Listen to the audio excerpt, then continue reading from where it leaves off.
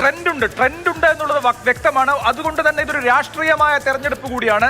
Trend വളരെ വ്യക്തമാണ്. ലോക്സഭാ തെരഞ്ഞെടുപ്പിന്റെ പാറ്റേൺ പലയിടത്തും അതേപടി ആവർത്തിക്കപ്പെടുന്നു. അതിന് കൃത്യമായ കാരണങ്ങളുണ്ട്. ആ കാരണങ്ങളെ എങ്ങനെ LDF അഡ്രസ് ചെയ്യും എന്നുള്ളത് കൗതുകകരമായി നോക്കിക്കാണേണ്ട കാര്യമാണ്. കൊല്ലത്തെ ലീഡ് നില UDF ഉയർത്തുകയാണ്. 24-14 എന്നുള്ള നിലയിൽ കൊല്ലം കോർപ്പറേഷന്റെ ചരിത്രത്തിൽ ആദ്യമായി ഇതാ ഒരു UDF മേയർ ഉണ്ടാവാൻ പോകുന്നു. ഈ രാഷ്ട്രീയ കാഴ്ചപ്പാട് എന്ന് പറയുന്നത് അത് ഏറെക്കാലം നീണ്ടു നിൽക്കേണ്ട ഒന്നാണ്. ഇനിയിപ്പോ ഈ പറയുന്ന അടുത്ത നിയമസഭാ തെരഞ്ഞെടുപ്പ് 5 മാസം കഴിഞ്ഞാൽ വരും, എന്നാൽ പിന്നെ ഒന്ന് മാറിയേക്കാം എന്ന നിലയ്ക്കൊന്നും രൂപീകരിക്കാൻ പറ്റില്ല. അങ്ങനെ മാറുമ്പോഴാണ് ജനം അതിൽ അവിശ്വാസം പ്രകടിപ്പിക്കുന്നത്. ഇപ്പൊ PMC അടക്കമുള്ള വിഷയങ്ങളിലാണെങ്കിൽ ഇതുവരെ പറഞ്ഞ രാഷ്ട്രീയത്തിൽ നിന്ന് വ്യത്യസ്തമായ നിലപാടെടുക്കുന്നു.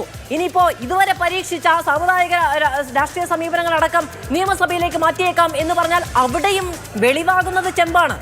ശബരിമലയിലെ ആഗോള അയ്യപ്പ സംഗമം, വെള്ളാപ്പള്ളിക്ക് പരവതാനി വിരിച്ചു നൽകൽ, അദ്ദേഹത്തിൻ്റെ പ്രസ്താവനകൾ, മലബാറിൽ മാറി സ്വീകരിച്ച പുതിയ നിലപാട്, പലസ്തീൻ ഉൾപ്പെടെയുള്ള വിഷയങ്ങൾ, ആ വിഷയങ്ങളിൽ നിന്ന് പിന്നാക്കം പോയി മറ്റ് പുതിയ വിഷയങ്ങളിലേക്ക് വന്നു. അതിനിടയിൽ വന്ന സ്വർണ്ണപ്പാളി വിവാദം, കേസ്, അറസ്റ്റുകൾ, അങ്ങനെ പൊതുജനത്തെ സ്വാധീനിക്കാൻ കഴിയുന്ന ഒന്നിലധികം വിഷയങ്ങളുണ്ടായിരുന്നു. സാമൂഹിക സാഹചര്യങ്ങളുണ്ടായിരുന്നു. അറസ്റ്റിനെ തുടർന്ന് എന്തുകൊണ്ട് പത്മകുമാറിനെ നേതൃത്വത്തിൽ നിന്ന് മാറ്റി നിർത്തുന്നില്ല എന്ന ചോദ്യം ചോദിക്കുമ്പോൾ ജനപ്രതിനിധി അല്ലല്ലോ, പാർട്ടി മെമ്പർ മാത്രമല്ലേ എന്നുള്ള ചോദ്യമാണ് ഉണ്ടാകുന്നത്.